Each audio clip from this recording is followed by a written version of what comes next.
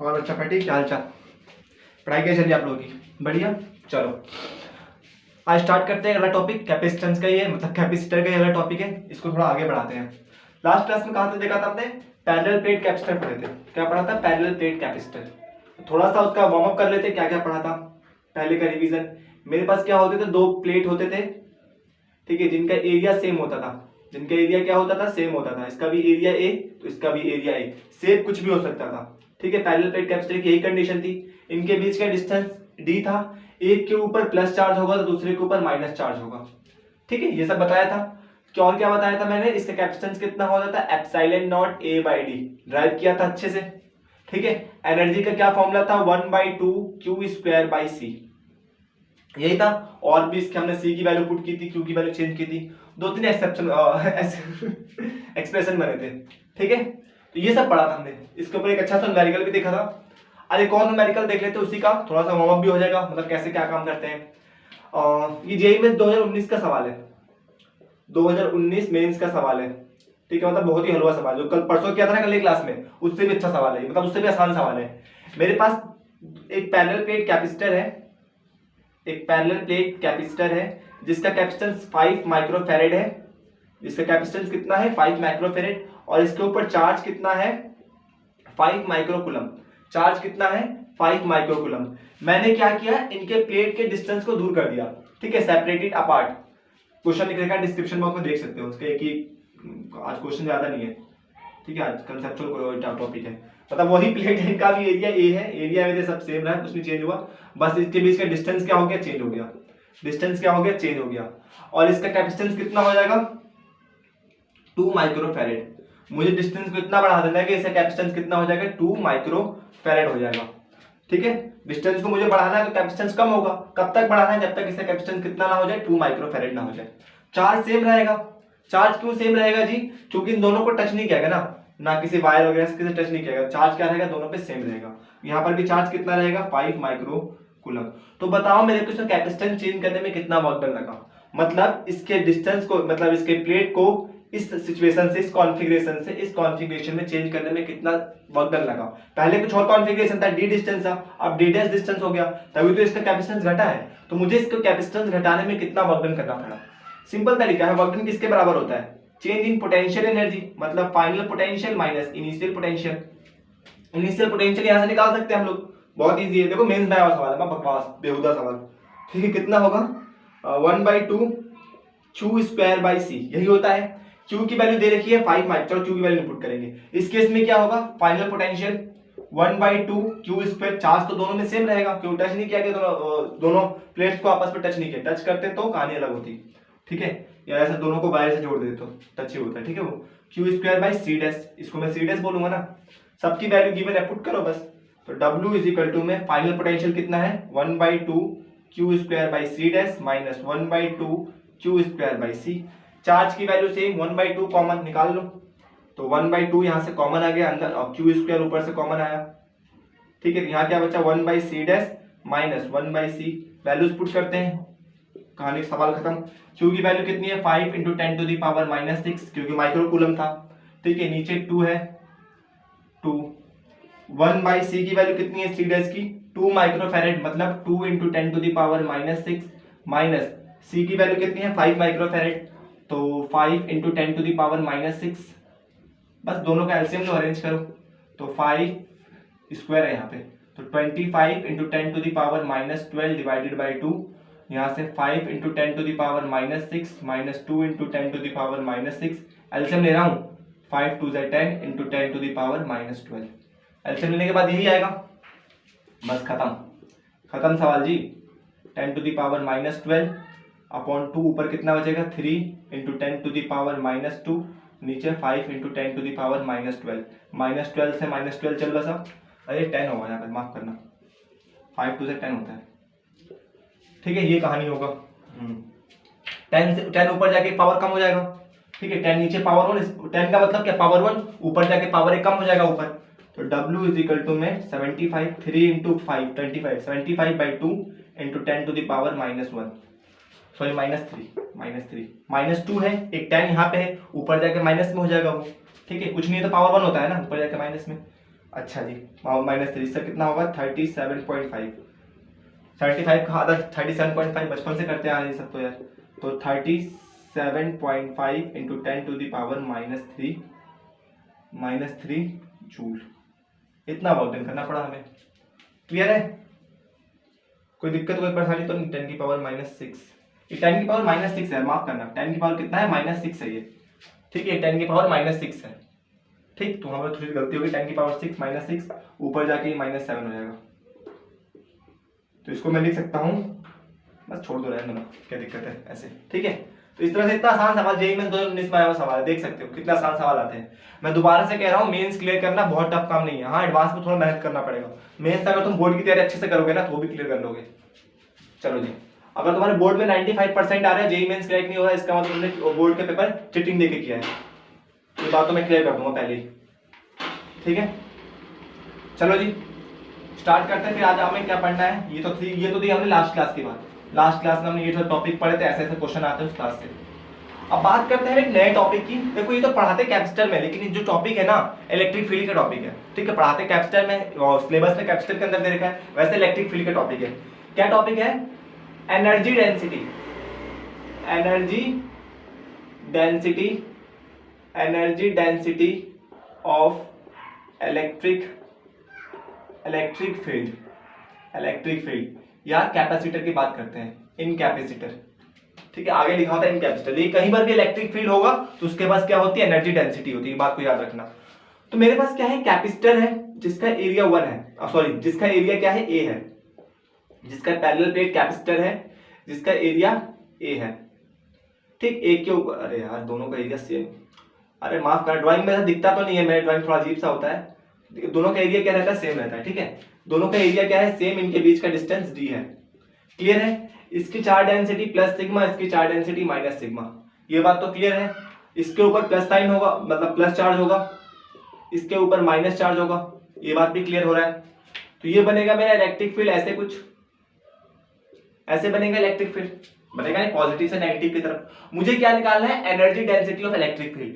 तो एक बात याद रखना, जहां पर भी इलेक्ट्रिक फील्ड होता है उसके पास एनर्जी डेंसिटी होता है। मान लो यहाँ पे एक इलेक्ट्रिक फील्ड ऐसे है, तो यहाँ पर भी एनर्जी डेंसिटी होता है, ठीक है। इलेक्ट्रिक फील्ड के पास एनर्जी डेंसिटी होता है। अच्छा जी, ये एनर्जी डेंसिटी क्या होता है? यहाँ पर अगर मैं एक वॉल्यूम काट के देखूं, छोटा सा वॉल्यूम 1 मीटर क्यूब का, इसका वॉल्यूम कितना है? 1 मीटर क्यूब। ये मैंने क्यूब लिया, इसका वॉल्यूम कितना है? 1 मीटर क्यूब। तो इसके अंदर कितनी एनर्जी स्टोर हो रही है? इसके अंदर कितनी एनर्जी स्टोर हो रही है? That is the electric density और एनर्जी डेंसिटी। मतलब एनर्जी डेंसिटी क्या होता है? Energy store per unit volume. एक यूनिट वॉल्यूम के अंदर कितना एनर्जी स्टोर हो रहा है, that is the energy density. तो यहाँ पे कैपेसिटर है, यहाँ पे इलेक्ट्रिक फील्ड लाइंस ऐसे निकल रही होगी, पूरा ये प्लेट है ना, तो यहाँ से ऐसे निकल रही होगी, पूरे प्लेट में से इलेक्ट्रिक फील्ड लाइंस निकल रही होगी, उस प्लेट में जा रही होगी। तो यहाँ पे बहुत सारी इलेक्ट्रिक फील्ड लाइंस है, एक पूरे ऐसे वॉल्यूम, इसको वॉल्यूम मान सकते हैं ना। अगर इसको एक क्यूब मानो, पूरा ऊपर से ढका हुआ मान लो, तो कैसा लगेगा? क्यूब की तरफ दिखेगा, जिसमें से इलेक्ट्रिक फील्ड लाइंस ऐसे जा रही है। समझ में आ रहा है? पूरा ऐसे है, पूरे हाथ में से, मेरे इस पूरे पाम में से इलेक्ट्रिक फील्ड लाइंस निकल रही है। इसको एक इमेजिनरी ढक्कन बना लो, मतलब ढक्कन कह रहा हूँ, एक इमेजिनरी, इसको क्या कर दो? क्लोज कर दो, इस सरफेस को क्या करो? इमेजिनरी क्लोज कर दो। तो कैसा है? पूरा वॉल्यूम को काम करेगा ना इलेक्ट्रिक फील्ड, ठीक है। तो इसके एक यूनिट वॉल्यूम में, पूरे में से निकल रहा है, इसके एक यूनिट में कितना इलेक्ट्रिक एनर्जी स्टोर हो रहा है? पूरे की वजह से इलेक्ट्रिक एनर्जी होगा यहाँ पे, लेकिन इसके एक यूनिट में कितना एनर्जी स्टोर हो रहा है, that is the energy density. कैसे निकालेंगे इसको? बहुत आसान है यार। यहाँ पर जो कैपेसिटेंस कितना होगा इसका? C इज इक्वल टू में Q by V, C is equal to में Q बाई V, ये होगा capacitance, C is equal to में Q बाई V, यही कहानी होती है। अच्छा, जिसको हम epsilon naught A by D से डिनोट करते थे पैरेलल प्लेट में, ठीक है। Epsilon naught A by D, इसका कम यूज होगा, इसका ज्यादा यूज है, ठीक है। तो इस चीज को याद रखना। यहाँ पे इलेक्ट्रिक फील्ड कितना होगा? इसके पूरे सरफेस में इलेक्ट्रिक फील्ड कितना होगा? अगर मैं E की बात करूं तो पहले सरफेस की वजह से इलेक्ट्रिक फील्ड होगा और दूसरे सरफेस की वजह से इलेक्ट्रिक फील्ड होगा।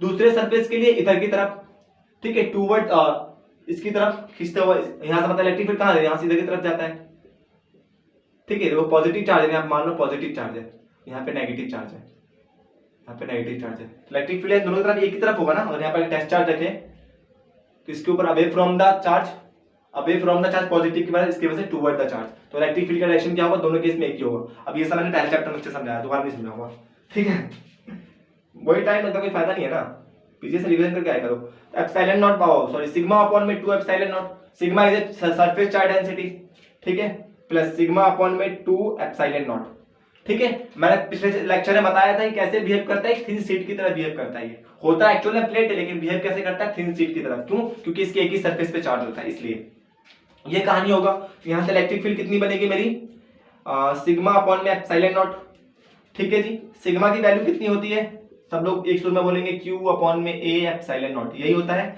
यहां से क्यू की वैल्यू क्या निकल के आएगी, ए एप्सिलॉन नॉट ई, ये क्या आई मेरी क्यू की वैल्यू आई। कोई दिक्कत कोई परेशानी, कोई दिक्कत तो नहीं? अच्छा जी। एनर्जी क्या होता है, क्योंकि मुझे एनर्जी निकालना है, एनर्जी पर यूनिट वॉल्यूम, तो सबसे पहले मुझे एनर्जी पता करना पड़ेगा। तो एनर्जी क्या होता है भैया, 1/2 क्यू स्क्वायर बाई सी, यही तो होता है energy, 1/2 Q square by C. Q की वैल्यू यहां से रख दो, सी की वैल्यू यहां से रख दो, ये वाली। तो यू कितना हो जाएगा मेरा 1/2 A epsilon naught E, board का टॉपिक है ये, ठीक है, क्वेश्चन आते हैं बोर्ड में यहां से, epsilon naught A by D, यही कहानी होगा। अच्छा जी, आगे सॉल्व करते हैं इसको, कहानी को थोड़ा आगे बढ़ाते हैं। ये यू कितना होगा हमारे इस केस में, 1/2 ए स्क्वायर एप्सिलॉन नॉट का स्क्वायर ई का square divided by epsilon naught A by D. A से ए चल बसा, ए की से एप्सिलॉन नॉट से एक एप्सिलॉन नॉट चल बसा। यहां से एनर्जी कितना आया मेरा इस केस में, 1/2 E square epsilon naught E square epsilon naught A D, ये मेरी क्या आई, एनर्जी आई, ठीक है। इतनी एनर्जी होगी इस इलेक्ट्रिक फील्ड में, टोटल एनर्जी आई, क्या है मेरी टोटल एनर्जी। मुझे क्या निकालना है, एनर्जी डेंसिटी। तो एनर्जी डेंसिटी क्या होता है, इसको इससे रिप्रेजेंट करते हैं म्यू से, total energy, total energy, total energy divided by volume, volume. तो वॉल्यूम क्या होता है, ये क्या है, पैरेलल प्लेट कैपेसिटर है। वॉल्यूम का फॉर्मूला क्या होता है, एरिया इनटू हाइट। वॉल्यूम जो होता है मेरा क्या होता है, एरिया इनटू में हाइट। ये कॉमन फॉर्मूला मैंने 8th क्लास में पढ़ा था, जो वॉल्यूम होता है एरिया इनटू हाइट। तो ये देखो ऐसे इलेक्ट्रिक फील्ड इस सरफेस से निकल रहा है, इस सरफेस में जा रहा है, तो ये क्या होगा, इसका एरिया होगा, और हाइट क्या होगा, ये वाला होगा। इनके बीच की दूरी क्या होगी, देखो इसको ऐसे मान लो, तो ये इसका एरिया होगा, इस प्लेट का, दोनों प्लेट ऐसे रखे हुए हैं, तो ये इसका एरिया होगा। यहाँ से बहुत सारी इलेक्ट्रिक फील्ड निकल रही है, और हाइट क्या होगा, ये वाला, मतलब इन दोनों के बीच का डिस्टेंस। इसको ऐसा ऐसे ऐसे कर लो ना, तो हाइट यही तो होगा, इनके बीच का डिस्टेंस, ठीक है। तो एनर्जी कितना है मेरा, 1/2 E square epsilon naught A D, और ये वॉल्यूम कितना होगा, इसका एरिया ए है, हाइट कितना है डी, तो ए इंटू डी होगा। देखो ना, एरिया पूरा ए होगा, चाहे इसका ले लो चाहे इसका ले लो, एरिया क्या होगा, ए होगा, और हाइट ये पूरा डिस्टेंस, एरिया इंटू हाइट क्या होता है, वॉल्यूम।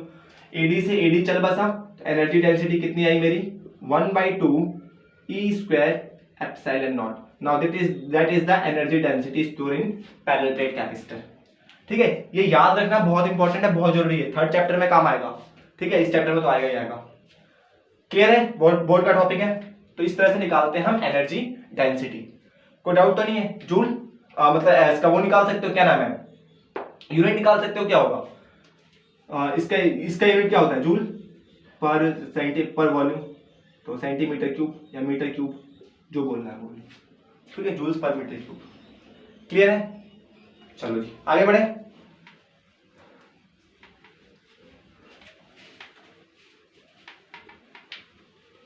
यूनिट होगा joules per metre cube.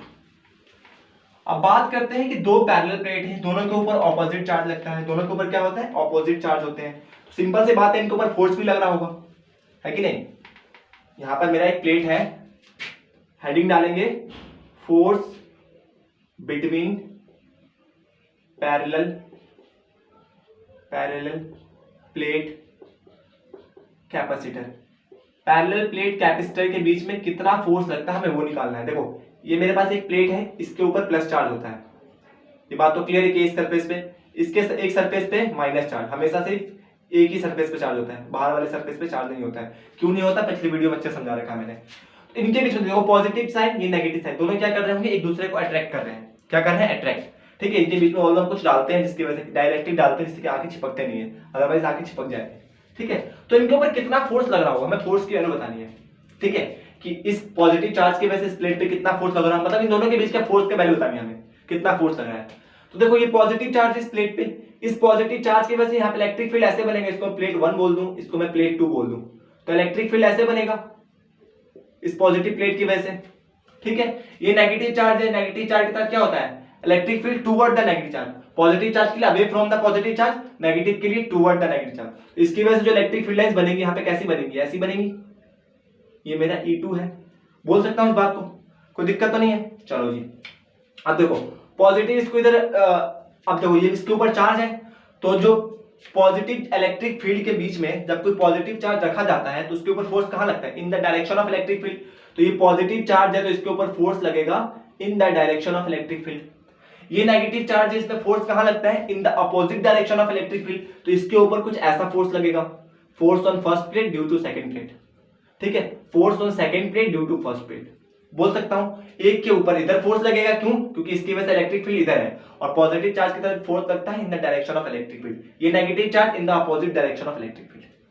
Clear है, चलो जी, तो इस पे इलेक्ट्रिक फील्ड की वैल्यू कितनी होगी, सेकंड सरफेस की बात करता हूं, तो इलेक्ट्रिक फील्ड की वैल्यू कितनी होगी, एप्सिलॉन नॉट बाय और 2 सिग्मा अपॉन में 2 एप्सिलॉन नॉट, ये होगा। फोर्स की वैल्यू निकालनी है, फोर्स क्या होता है, QE, यही तो होता है, इसके ऊपर चार्ज मान लो Q है प्लस Q, बस माइनस साइन हमें ये दिखाता है कि डायरेक्शन के बारे में, बस, ठीक है, तो माइनस साइन हम नहीं रखते हैं, हमने पहले वीडियोस देख रहा हूं कि माइनस साइन मैं किसी में रखता हूं, बस माइनस साइन डायरेक्शन के लिए होता है, डायरेक्शन पहले से ले लेते हैं, ठीक है। तो फोर्स की वैल्यू कितनी होगी मेरी, QE की वैल्यू कितनी है, epsilon not by sigma upon में 2 एप्सिलॉन नॉट। सिग्मा की वैल्यू क्या होती है, चार्ज अपॉन में एरिया, चार्ज अपॉन में एरिया 2 एप्सिलॉन नॉट, फोर्स की वैल्यू कितनी हो जाएगी, Q square by 2 epsilon naught A। Now this is the force between the two plate, ये इसके ऊपर इतना फोर्स लगा रहा है, इसको नेगेटिव मान लो, अपोजिट डायरेक्शन होगा, और दूसरा वाला कितना लगाएगा, इसके अपोजिट, मतलब 2 एप्सिलॉन नॉट A, ये प्लस का होगा, ये माइनस का, ठीक है, दोनों एक दूसरे के ऊपर खींच रहे हैं, नेगेटिव फोर्स है, ठीक है, तो इतना फोर्स लगता है, तो ये टॉपिक था एक, ठीक है। क्लियर है, आज क्वेश्चन नहीं है, डोंट वरी, आज क्वेश्चन नहीं है, मस्ती मौज करो, आज कोई क्वेश्चन नहीं है। क्लियर है, चलो, तो बस बोर्ड के लिए इतना ही है आज, ठीक है। अब बात करेंगे हम स्फेरिकल कैपेसिटर के बारे में, किसकी बात करेंगे, यार इसको क्या हुआ, अब ठीक दिख रहा है, हाँ बार पता नहीं क्यों हो रहा है, चलो हाँ, तो अब बोर्ड के लिए टॉपिक हो गया खत्म। अब जो है हमारा सिर्फ जेईई मेंस के लिए, बोर्ड में टॉपिक कभी नहीं आता और ना शायद ही कभी आएगा, ठीक है। तो जिसको पढ़ना है पढ़ लो, वरना जिसको सिर्फ बोर्ड के लिए पढ़ना है जा सकता है, वो उसकी मर्जी है। चलो, अगर उसको पढ़ना चाहता है, पढ़ने की इच्छा, तो पढ़ सकता है। क्या है स्फेरिकल कैपेसिटर, स्फेरिकल कैपेसिटर, हमने पैरेलल प्लेट कैपेसिटर पढ़ लिया, 3 तरह के कैपेसिटर बताया था मैंने, पैरेलल प्लेट, स्फेरिकल और सिलेंड्रिकल। स्फेरिकल कैसा बोलोगे, पढ़ा तो रखा है, नहीं, डबल लेयर वाले, कौन से लेयर वाले, डबल लेयर वाले, ठीक है, थोड़ा स्पेशल टाइप का ही, देखना कैसे होता है। इसमें क्या होता है, एक चीज याद रखना, इसमें क्या होते हैं, टू कॉन्सेंट्रिक कंडक्टिंग स्फीयर होते हैं, 2 कॉन्सेंट्रिक कंडक्टिंग स्फीयर होते हैं, ठीक है, पहली बात। और क्या होता है, द आउटर, ऐसा, दोनों का सेंटर क्या होगा, सेम होगा, ठीक है। इसको मैं सरफेस 1 बोल दूं, इसको मैं सरफेस 2 बोल दूं, ठीक है। पहला फर्स्ट सरफेस या first sphere having plus Q charge, पहले स्फीयर को क्या देंगे, प्लस Q चार्ज, प्रोसीजर बता रहा हूं कैसे बनता है, ठीक है। और outer surface are earth, outer surface को क्या कर देते हैं हम, अर्थ कर देते हैं, ठीक है। इसकी क्या कर दूंगा मैं, अर्थिंग कर दूंगा। अर्थिंग करने से क्या होता है, कौन बताएगा मुझे, कमेंट बॉक्स में बता देता हूँ, पहले कौन बताता है, टाइमिंग आता भाई, मैं कमेंट कर बता दूंगा मैं। यहाँ पे क्या होता है, अर्थिंग करने से पोटेंशियल यहाँ क्या हो जाता है, 0 हो जाता है, पोटेंशियल क्या होता है उस सरफेस का, 0 हो जाता है, ठीक है जी। ये कहानी ऐसे बनता है हमारा क्या, स्फेरिकल कैपेसिटर, ठीक है। तो हमें क्या निकालना होगा, इसका कैपेसिटेंस निकालना होगा। कैपेसिटेंस क्या होता है, Q बाई V या Q बाई डेल्टा V, ठीक है, उस समय मैं क्यू बाई वी क्यों रख, देखो अब तक मैंने क्या पढ़ाया formula Q by V. Q by V क्या होता था, असल में क्या था मेरा क्यू बाई डेल्टा बी ही था। क्या था, क्यू बाई डेल्टा बी, मतलब एक पोटेंशियल तो मेरा इन्फिनिटी का होता था और एक उस पॉइंट का होता था, तो इन्फिनिटी वाला पोटेंशियल जीरो हो जाता था, इसीलिए मैं वी भी लिखता था। इस बार देखो एक इन्फिनिटी भी नहीं होगा, इसका पोटेंशियल होगा, इसका पोटेंशियल होगा, ठीक है, तो डेल्टा बी लिखते हैं उसको। असली फॉर्मूला मेरा ये होता है डेल्टा बी, ठीक है, ऑल्दो मैं बोर्ड के लिए नहीं था ये, इसलिए मैंने पढ़ाया उस टाइम पे। तो सी इज इक्वल टू में Q by delta B. Delta B मतलब potential of first surface minus potential of second surface, potential of first surface minus potential of second surface, ठीक है, यहां से यहां का पोटेंशियल ऑफ सेकंड सरफेस तो zero है, लेकिन पोटेंशियल ऑफ फर्स्ट सरफेस निकालना पड़ेगा, तभी मेरे को सी की वैल्यू पता लगेगी, है कि नहीं। इसका रेडियस मान लो ए है, इसका रेडियस मान लो थोड़ी देर के लिए बी है, क्लियर है। अच्छा ये क्या है, कंडक्टिंग है, इसका मतलब यहाँ पे प्लस चार्ज है तो यहाँ पे कोई चार्ज डेवलप होगा। कैसे निकालते थे, बता रखा है मैंने फॉर्मूला, कैसे निकालते थे। यहाँ पे दो कंडक्टिंग स्फीयर है, अगर इसके ऊपर प्लस क्यू चार्ज है और इसकी मैंने अर्थिंग कर रखी है, तो यहाँ पे चार्ज की वैल्यू कैसे निकालते थे, अज्यूम करते थे क्यू डैश चार्ज डेवलप हुआ यहाँ पे, ठीक है। पोटेंशियल एट सेकंड सरफेस किसकी वजह से होगा, एक तो इस प्लस क्यू चार्ज की वजह से होगा और एक इसके खुद के चार्ज की वजह से होगा, क्यू डैश की वजह से होगा, नहीं होगा। ऑल्दो मैंने पढ़ा रखा है, दोबारा से पढ़ा रहा हूं। इस सरफेस का पोटेंशियल जीरो, क्यों, क्योंकि इसके ऊपर इसकी अर्थिंग कर रखी है, इसलिए सरफेस का पोटेंशियल जीरो।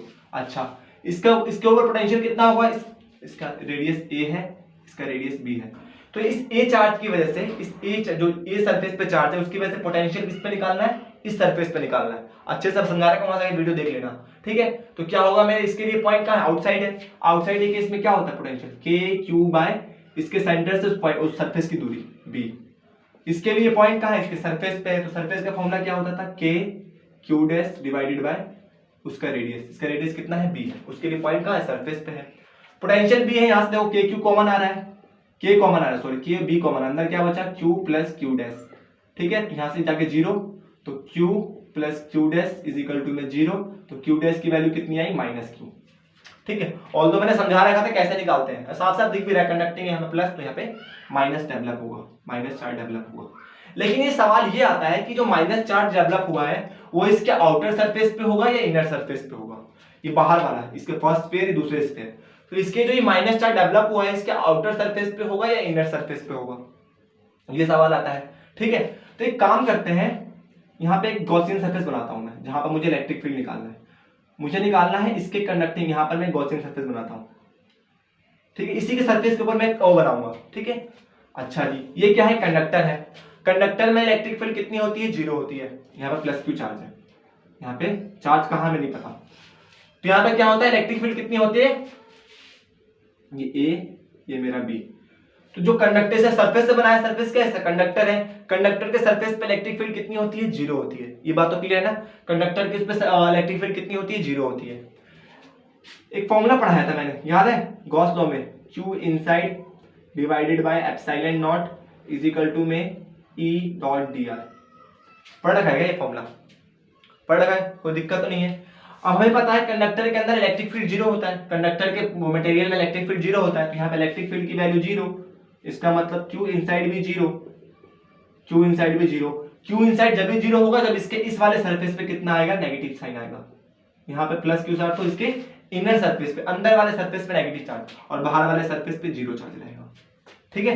मतलब चार्ज कहाँ है, इसके इस वाले सरफेस पे है, इसका मतलब प्लस चार्ज इस वाले सरफेस पे है और माइनस चार्ज इस वाले सरफेस पे, पूरे में बात क्लियर हो रही है, अंदर वाले सरफेस पे। देखो इलेक्ट्रिक फील्ड कैसे बनेगा, पॉजिटिव से नेगेटिव की तरफ, पॉजिटिव से नेगेटिव की तरफ, पॉजिटिव से नेगेटिव की तरफ, पॉजिटिव से नेगेटिव की तरफ, तो ये बन के आया मेरा इलेक्ट्रिक फील्ड। अब ध्यान से देखो, तो यहाँ पे इलेक्ट्रिक फील्ड क्या हो गया, बाउंडेड हो गया। इससे पहले जो हमने स्फेरिकल कैपेसिटर पढ़ा था सिंगल लेयर वाला, उसमें इलेक्ट्रिक फील्ड बाउंडेड नहीं था, पूरे में फैल रहा था, इस बार इतने में ही सिमट के रह गया, बाउंडेड हो गया। यहाँ पे क्या हो गया, electric field bounded. Electric field bounded होने से क्या होता है, एनर्जी बाउंडेड हो जाता है, और हम यही चाहते थे, एनर्जी भी क्या हो गया मेरा, बाउंडेड। देखो अब तुम जेई के लिए पढ़ रहे हो तो इतना मैं एक बार डिटेल में नहीं बताऊंगा, ये सब जानता हूँ, समझ में आ रहा होगा। इलेक्ट्रिक फील्ड पॉजिटिव से नेगेटिव की तरफ अंदर ही रहेगा, और यहाँ पे चार्ज यहाँ पर क्यों है, यहाँ पे क्यों नहीं, क्योंकि कंडक्टर के अंदर चार्ज जीरो होता है, उससे इलेक्ट्रिक फील्ड जीरो होता है, इलेक्ट्रिक फील्ड जीरो नहीं, यहाँ प्लस साइन है तो यहाँ पे माइनस साइन होना पड़ेगा, बाहर वाले सरफेस पे कोई चार्ज, ठीक है, क्लियर है। तो हमें क्या निकालना है, V1 की वैल्यू निकालनी है जी, V1 minus V2, V1 minus V2 बताना हमें कितना होगा, तो देखो V2 तो सिंपल सी बात है जीरो होगा, इस सरफेस का पोटेंशियल जीरो होगा, लेकिन V1 का तो पोटेंशियल होगा, किसकी वजह से होगा, V1 यहाँ निकालते हैं, V1 किसकी वजह से होगा, एक इसके खुद के चार्ज की वजह से होगा और एक इस पे जो नेगेटिव चार्ज डेवलप हुआ उसकी वजह से होगा, होगा नहीं होगा। तो V1 की वैल्यू कितनी होगी, K प्लस का Q अपॉन में रेडियस कितना है, इसके सरफेस का चार्ज है, ये सरफेस का चार्ज है तो इसके लिए पोटेंशियल क्या होगा, यहाँ तक की दूरी लेंगे A। अब देखो मैंने अच्छे से पढ़ा रखा, दोबारा से एक्सप्लेन नहीं करूंगा, देख क्या होगा वीडियो, ठीक है। पोटेंशियल एनर्जी वाले में, पोटेंशियल एनर्जी, इसके लिए चार्ज को विद साइन रखते हैं, तो माइनस के क्यू बाय, यहाँ से माइनस का साइन बस चेंज हो जाएगा, अपॉन में यहाँ से इसका रेडियस कितना है B, तो यहाँ से के क्यू कॉमन आ रहा है, के क्यू कॉमन आया तो के क्यू को कॉमन ले लिया, यहाँ पे क्या है 1/a माइनस 1/b, यही होगा। तो B1 की वैल्यू कितनी आ जाएगी, के Q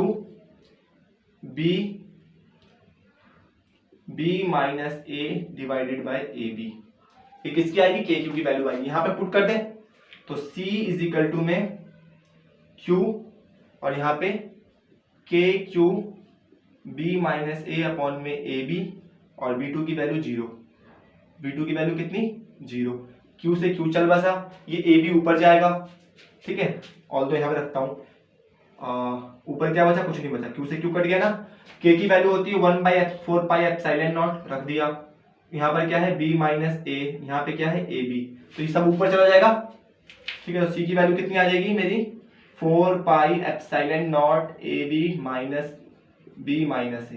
now that is the capacitance of spherical capacitor having 2 layers, ठीक है। तो इस तरह से इसका कैपेसिटेंस निकालते हैं, इसका सवाल आता है जेईई मेंस में, ठीक है। अगर टाइम बचा तो मैं जेईई मेंस से क्वेश्चन कराऊंगा एक अलग से, उसकी सीरीज ही बनाऊंगा एक अलग, ठीक है।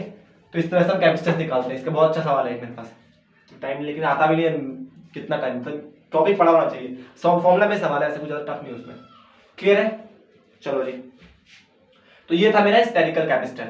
अगर हाँ अर्थिंग अगर इनर सरफेस ही करते हैं तो उस केस में कहानी अलग होगा, फिर तुम इनर सरफेस पे चार्ज को क्यू डैश मानना, ठीक है। इनर जैसे यहाँ पे चार्ज, यहाँ पर हमने आउटर सरफेस पे क्यू डैश माना था, ये अर्थिंग इस पे होगी तो इस पे हम चार्ज को क्यू डैश मानेंगे, वहां से चार्ज की वैल्यू निकालेंगे, तो हर बार ये सेम चार्ज है जरूरी नहीं है, अलग अलग भी आ सकता है, तो हर बार ये निकाल के देखना जरूर, ठीक है।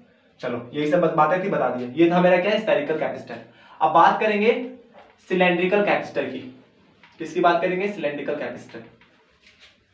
अच्छा नेट पे इंटरनेट पे सर्च करना आप लोग, ठीक है, कि जो हमारे कूलर में लगा होता है या पंखे में लगा होता है वो सिलेंड्रिकल कैपेसिटर है या फिर पैरेलल प्लेट कैपेसिटर है, एक बार सर्च करना और कमेंट बॉक्स में इसका आंसर बताना, ठीक है। कुछ काम अपने आप भी करो यार, एक बार सर्च करना गूगल पे जाके, जो हमारे कूलर या उसमें पंखे में जो कैपेसिटर लगा होता है वो स्फेरिकल होता है या फिर सिलेंड्रिकल होता है, ठीक है। उसका शेप देख के मत बता देना, ठीक है, एक बार सर्च करके देखना जरूर, इंटरेस्टिंग है, अगर है तो क्यों है। सिलेंड्रिकल कैपेसिटर, सिलेंड्रिकल कैपेसिटर आज का आखिरी टॉपिक, कोई क्वेश्चन नहीं आज खास, ठीक है। अब सिलेंड्रिकल कैपेसिटर की वही कहानी, टू कोएक्सियल कंडक्टिंग सिलेंडर, दो कोएक्सियल कंडक्टिंग सिलेंडर लेंगे, ठीक है, हैविंग फर्स्ट बना देता हूं पहले यार, ठीक है, वरना दिक्कत होती है उसमें, बहुत खराब पड़ेंगे, मतलब माफ करना, थोड़ी ड्राइंग ऊपर नीचे होती है मेरी, देखने में लगता नहीं जो मैं बनाता हूँ, ठीक है, ऐसे कॉपी पे अच्छा बनाता हूँ मैं ड्राइंग, बोर्ड पे का वो है, ठीक है। टू क्या है, कोएक्सियल है, इसका रेडियस a मान लेता हूं मैं और इसका रेडियस b मान लेता हूं, एक का रेडियस a है एक का रेडियस b है, कोएक्सियल है, दोनों का एक्सिस क्या है, सेम है, दोनों का एक्सिस क्या है, सेम है। इसको मैं फर्स्ट बोल दूं, पहले वाले को, इसको मैं फर्स्ट बोल देता हूं, इसको मैं सेकंड बोल देता हूं। तो फर्स्ट वाले पे क्या करता हूं मैं, प्लस क्यू चार्ज पुट करता हूं, क्या करता हूं, प्लस क्यू चार्ज। तो cylinder one having Q charge plus Q charge, ठीक है। और थर्ड सिलेंडर क्या कर देंगे, अर्थिंग ऑफ सेकेंड सरफेस की क्या कर देंगे हम, अर्थिंग कर देंगे। ऐसा क्यों करते हैं, अच्छे से पता लग गया आपको, क्योंकि इसका पोटेंशियल क्या चाहते हैं हम, जीरो रहे, ठीक है। अच्छा जी, अब आपको ये भी पता लग गया है कि इसकी हमने अर्थिंग की है, तो इसका ये वाला पोटेंशियल क्या हो गया, जीरो हो गया। ठीक है, तो इसके आउटर सरफेस पे क्या रहेगा, चार्ज जीरो रहेगा क्योंकि कंडक्टर है ये। ठीक है, और जो यहाँ पे प्लस चार्ज है तो यहाँ पे माइनस चार्ज डेवलप होगा इसके इस वाले सरफेस पे। ठीक है, पूरा कर्व सरफेस है ये। ठीक है, पूरे कर्व सरफेस पे, और इसके इस वाले सरफेस पे पॉजिटिव चार्ज डेवलप होगा। ये बात तो समझ में आ रहा है ना जी। चार्ज कहाँ होगा, पूरे कर्व सरफेस में डेवलप होगा। ये कहानी हुई। बात की लो, इसके ऊपर पॉजिटिव चार्ज है तो यहाँ पे नेगेटिव चार्ज डेवलप होगा। कहाँ रहेगा वो, इस वाले सरफेस पे रहेगा, अंदर वाले सरफेस पे, इनर सरफेस पे माइनस क्यू चार्ज रहेगा, आउटर सरफेस पे जीरो रहेगा। अभी हमने स्फेरिकल कैपेसिटर में इस चीज को देखा। चलो जी, तो इसकी वजह से इलेक्ट्रिक फील्ड बनेगा कुछ ऐसा, और देखो इलेक्ट्रिक फील्ड बाउंडेड रहेगा। क्या रहेगा, इलेक्ट्रिक फील्ड ये बाउंडेड रहेगा। कमाल की बात तो ये है। ठीक है, तो ये फायदा होता है सिलेंडर डबल लेयर का। इलेक्ट्रिक फील्ड क्या होता है, बाउंडेड हो जाता है और पोटेंशियल भी बढ़ जाता है। ठीक है, माइनस इसकी वजह से यहाँ पोटेंशियल कम हो जाता है। चलो जी, तो हमें क्या निकालना है, कैपेसिटेंस निकालना है इसका। कैपेसिटेंस क्या होता है भाई, Q by delta we. Delta we बोले तो V1 माइनस V2। अब तो दिक्कत ये है कि हमने सिलेंडर के लिए पोटेंशियल निकालने का कोई फॉर्मूला नहीं पढ़ा है। सबसे दिक्कत की बात तो ये है ना, सिलेंडर के लिए पोटेंशियल निकालने का कोई फॉर्मूला नहीं पढ़ा है। ठीक है, स्फीयर के लिए पढ़ा था। तो इसके लिए हम कैसे निकालेंगे, हमने एक फॉर्मूला पढ़ा था, delta V is equal to minus integration of E dot D R. पढ़ रखा है, स्टार्टिंग में पढ़ाया था मैंने ये चीज, relation between potential and electric field, वहां से पढ़ा था। वेरिएबल इलेक्ट्रिक फील्ड लिखूं क्योंकि हर डायरेक्शन में फैला हुआ है। ठीक है, इसलिए यहाँ ये फॉर्मूला लगा रहा हूं मैं। अच्छा जी, यहां से इस सरफेस पे जा रहा हूं तो potential at second surface minus potential at first surface, है ना। यहां से इस इन दोनों के बीच का potential difference, potential at second surface final potential minus initial potential. अच्छा, माइनस इंटीग्रेशन ऑफ ई, दोनों का देखो dr भी इधर ही है क्योंकि इधर से इधर जा रहा हूं मैं, इलेक्ट्रिक फील्ड भी इधर ही है। er cos 0 is 1 dr। कहां से कहां, फर्स्ट सरफेस से, मतलब रेडियस a से रेडियस b तक, रेडियस a से लेके रेडियस b तक मुझे निकालना पड़ेगा इलेक्ट्रिक फील्ड। मुझे पोटेंशियल निकालने के लिए इलेक्ट्रिक फील्ड निकालना पड़ेगा। पोटेंशियल निकालने के लिए क्या निकालना पड़ेगा, इलेक्ट्रिक फील्ड। तो इलेक्ट्रिक फील्ड कैसे निकलेगा, यहां पर देख लो, इसको यहां पर समझो थोड़ा सा।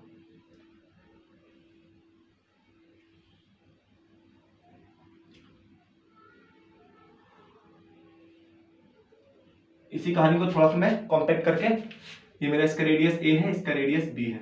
ठीक है, पूरा कोएक्सियल है ये, यहां तक है ये। मैं क्या बनाऊंगा, गॉसियन सरफेस बनाऊंगा।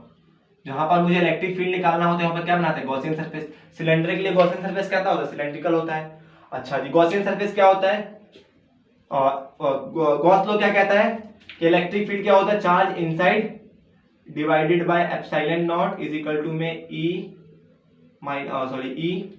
Dot D R D A, यही कहता था। अच्छा जी, ऊपर वाले के लिए डी ए जीरो, अच्छे समझ रखा, इसके लिए दोनों सेम होता है तो डी ए की वैल्यू जीरो होती है। तो Q inside E epsilon naught, Q inside epsilon naught is equal to में ये क्या हो जाएगा मेरा, ई कॉमन हो जाएगा, डी ए का इंटीग्रेशन क्या होगा, इसका एरिया क्या होगा, 2 पाई आर एल। 2 पाई आर एच होता है ना, सिलेंडर का कर्व सरफेस एरिया क्या होता है, 2 पाई आर एच। तो हम पूरे का सरफेस एरिया लेंगे ना, कर्व सरफेस एरिया, डीए क्या होता है, कर्व सरफेस एरिया होता है। अच्छा, क्यू इनसाइड कितना है, क्यू है, क्यू इनसाइड कितना है, इसके ऊपर क्यू है। ठीक है जी, देखो ना, मैं इस वाले सरफेस थोड़ा ना, मैं इतने बना है, क्यू इनसाइड कितना है, क्यू है, upon epsilon naught is equal to में ई इज इक्वल टू में 2 पाई आर एल। ये पता लगा ना 2 पाई, देखो यहाँ पर लिख ही देता हूँ मैं, ई डी ए कांस्टेंट बाहर आ जाएगा, डीए का इंटीग्रेशन क्या होता है, डीए का इंटीग्रेशन होता है 2 पाई आर एल, इसका कर्व सरफेस एरिया आता होगा अच्छे से यार। ठीक है, रेडियस ए, यहाँ पर आर नहीं ए होगा, रेडियस क्या होगा ए। अच्छा, आर माना है ना, गॉसियन सरफेस का रेडियस होता है, गॉसियन सरफेस का रेडियस हमने आर माना है।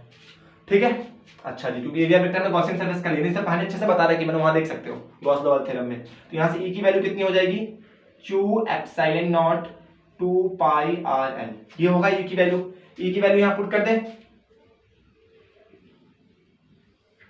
ठीक है, थोड़ा सा लेंदी होगा ये डेरिवेशन, लेकिन अच्छा मजेदार है। V2 की वैल्यू 0, V2 की वैल्यू की जगह 0 माइनस V1। अच्छा जी, माइनस इज इक्वल टू में माइनस a से b तक इंटीग्रेट करना है। क्या पुट करना है, e की जगह q पुट करो, 2 पुट करो, पाई पुट करो, एप्सिलॉन नॉट पुट करो, r करो, l करो, साथ में dr रखो। ठीक है, तो q को common, q constant, 2 constant, pi constant, epsilon naught constant, l constant, सबको बाहर ले लो। तो minus v1 is equal to में माइनस से माइनस चल बसा, पहली बात तो a से b तक का हमें क्या करना है, इंटीग्रेशन करना है। अंदर क्या बचा, पहले निकाल लो तो, Q बाय 2πε0 L आया, अंदर बच गया मेरा dr अपॉन में r। तो dr अपॉन में r 1/x का इंटीग्रेशन क्या होता है, log x। यहाँ से v1 इज इक्वल टू में q अपॉन में 2πε0 L log r, log base E R. कहाँ से कहाँ इंटीग्रेट करना है, a से b तक। लिमिट को पुट करेंगे यहाँ से, तो v1 की वैल्यू कितनी आएगी, q अपॉन में 2πε0 L, r कहाँ गया भैया, अच्छा r तो ले लिया यहाँ से, ठीक है, log base e upper limit minus log base E lower limit. ठीक है, तो v1 की वैल्यू कितनी आएगी, q अपॉन में 2πε0 L log base E upper limit, ये तो होता है फॉर्मूला है ना, log a minus log b is equal to b upon में a। तो यहाँ से पोटेंशियल कितना आ गया मेरा, KQ2, यही आ गया मेरा पोटेंशियल। ठीक है, इसमें पुट कर देते हैं सिंपल। अब कहाँ गया इसके अंदर, तो C इज इक्वल टू में Q, v1 की वैल्यू कितनी है, ये रहा q अपॉन में 2πε0 L log base b upon में a। ठीक है, a से b के पास जा रहे थे ना, इसलिए माइनस b2 की वैल्यू 0। ठीक है, तो यहां से देखो तो ये वाला हिस्सा ऊपर चला जाएगा पूरा, q से q चल बसा, ये पूरा ऊपर जाएगा, तो 2πε0 L divided by log b upon में a। Now that is the capacitance of the cylindrical capacitor. तो ये था हमारा आज का पूरा जेई एडवांस तक का सब कुछ। ठीक है, यहाँ से अब इससे बाहर तो कुछ नहीं है। ठीक है, जो कुछ भी हो सकता था, जितना भी कुछ सिलेबस है जेई में, मैंने सब पढ़ा दिया है। ठीक है, फिर मिलते हैं नेक्स्ट वीडियो में, एक इंपॉर्टेंट वीडियो होगा, मजेदार होगा। ठीक है, उसमें कुछ न्यूमेरिकल्स होगा, न्यूमेरिकल देखे नहीं हमने आज, उसमें देखेंगे, वीडियो लेंथ हो जाएगा, इसलिए न्यूमेरिकल्स अलग स्पेशली क्लास रखूंगा उसकी 36 मिनट। वाह, मजा आ गया आज तो।